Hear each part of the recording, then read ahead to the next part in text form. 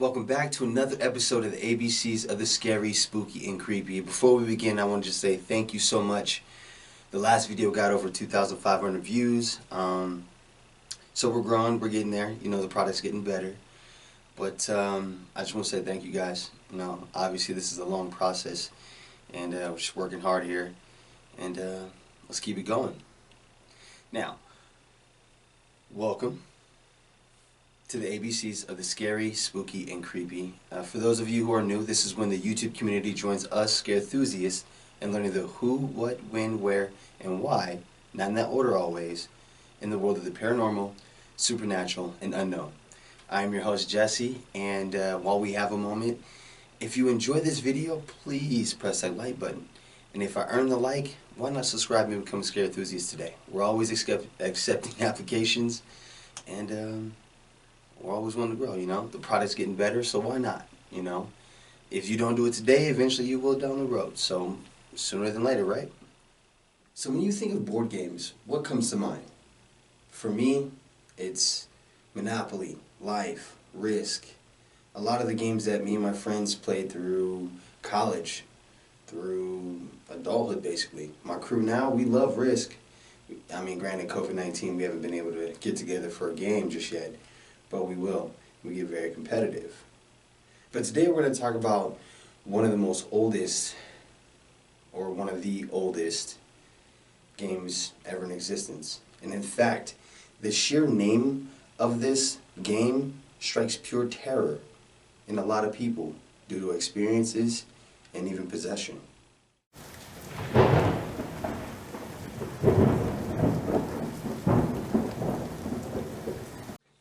Now, the Ouija board is also known as a spirit board or a talking board, and it consists of the alphabet, a number range from 0 to 9, and 4 words: yes, no, hello, and goodbye.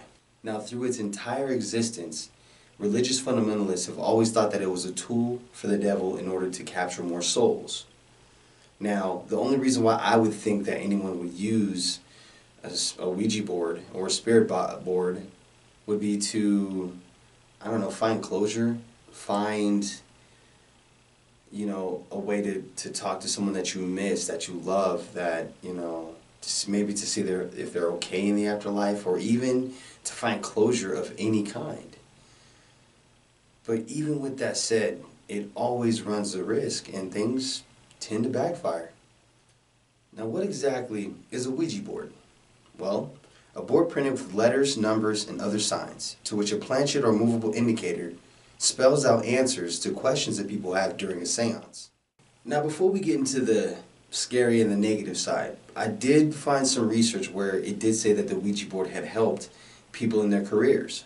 So first up, we have Elijah Bond, who is an American lawyer and an inventor. And he was the one who actually patented the Ouija board, number 446645, and it had 2 other patents on water, 474645, and steam boiler, 482384. Now, I was unsure if the patent was actually on water or water boilers. Now, I'm not the smartest man out there, but can you put a patent on a natural resource? If you know that answer, please comment it in the description box below and let me know. Now, continuing on, he married Mary Peters from Maryland. Having 1 child, his name would be William Brown Bond, and would eventually die in 1921 due to a stroke he had 2 years prior in 1919. Now, 2 years prior to that, in 1917, was one of the most famous uses of a Ouija board ever, where Missouri author Emily Grant Hutchings published her book Jap Heron, where she claimed to receive the workings of her book through a Ouija board through Mark Twain. Yes, that's right. She said that she got that from the spirit of Mark Twain. That's crazy, right? Now, obviously, people criticized her and told her that that was not true, because how would Mark Twain write something like that in life or even in death, right? Now, you also have others like, I don't know, Sylvia Plath, who was the 1991 winner of the TCL Prize in Literary Criticism for her book accounting her experiences with the Ouija board in a poem form. And then you also have someone that most of us might have heard or seen or been a fan of, which is Alice Cooper. And Alice Cooper claimed that he actually got his stage name from a Ouija board session where he was told that he was the reincarnation of a 17th century witch by the name of Alice Cooper. Now, that's very interesting, because I always wondered how a dude had the name Alice Cooper. You know, and there might be some dudes out there named Alice. If so, I'm not hating. Much respect to you. You know, names are important, but that's one thing that I always not worried about, but wondered, like, how, I mean, did his parents not know what sex he was going to be at up till the birth? Like, how, you know?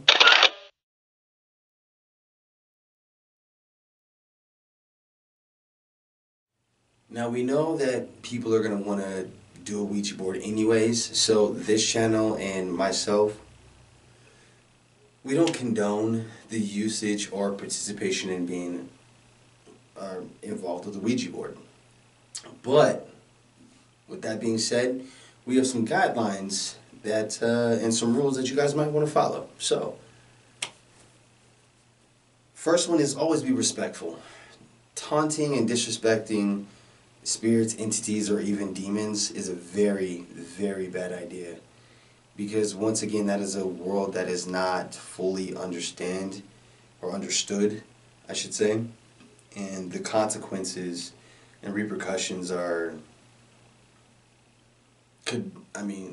unseen. It could be as little from having issues, financial issues, to like people dying, like, or possession, you know, like, it's, you know, so please, if you're going to do this, please be respectful. Number two is, don't do it alone. I mean, if you're going to do it, please have someone there with you, because A, it's unpredictable. You never know what's going to happen, and B, having someone there could either be for help or even for support in any kind of way, shape, or form. So please don't do this on your own. Then we also have, don't believe in everything that you hear. We know that not every entity is sympathetic or good. There are some entities and demons out there that will pretend to be innocent in order to gain your trust, in order to create an attachment in some way, shape, or form. So please don't believe everything you hear, and be sound of mind, you know.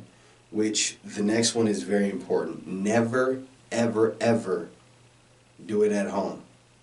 The more personal space you're in, the easier it can be for an attachment to really happen, you know. Another one would be setting your mindset. And like everything that you do, you know, you want to set your mindset. You want the best results to happen.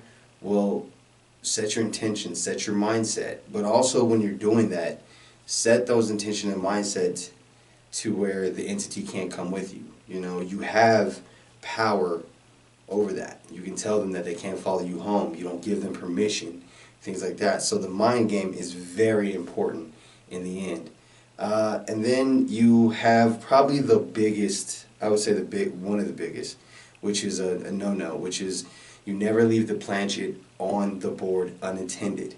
The paranormal community knows that that is a no-no, because once again, you're opening a door between veils and realms, and if you leave that door open, anything and really can come through, you know. So you want to make sure that you take the piece off after you've ended it properly, because if you don't end it properly, bad things can happen.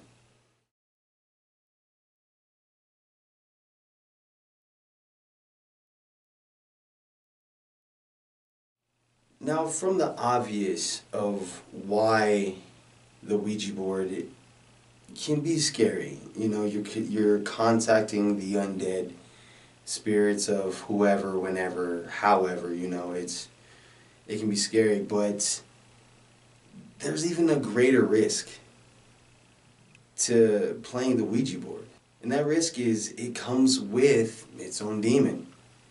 And that demon's name is Zozo. Now, the Zozo demon is literally known as the Ouija board demon. It possesses people by gaining their trust, but slowly. You know, it can impersonate an innocent spirit or maybe a loved one or someone instead of its true malevolent form. And that's when it gets very dangerous because it's unpredictable. I mean, in possession is a hardcore deal. Like that's worst case scenario, you know. And so you don't want to put yourself in harm's way, but that's why this game that should not even be considered a game at all. It's no game to sit here and play with the dead like that. And that's probably why if you knew the history and the incident, every incident with the Ouija board, you could probably contest more than half of it. Half of those experiences and happenings were because people just wanted to have fun. People wanted to play a game. But as I get into the paranormal world even more and more, a lot of it isn't a game. A lot of it is set up to look to be fun, but it's not. You know, when we're out there in paranormal investigations, you guys see some of the cool stuff, but then there's things that happen that we don't talk on the camera about, but we talk with the team, you know, because there's just some of the creepier stuff like that. Now, granted, you can't predict when entities manifest, or how, but you can make sure that you do the best that you can to protect yourselves. So once again, we do not condone the use or participation in a Ouija board, but if you do, you have the information here. Now, with that being said, don't forget to like, subscribe, ring the notification bell, and share everywhere. Don't forget to add my two team members, Lindsay Hard and Junior Brian. I'll have their informations at the end of this video, but the bigger I get, please, you know, subscribe to their channels. I mean, they got different content going on, not just the investigations and things like that. They have their own ideas, they have their own things like that too. So support the team.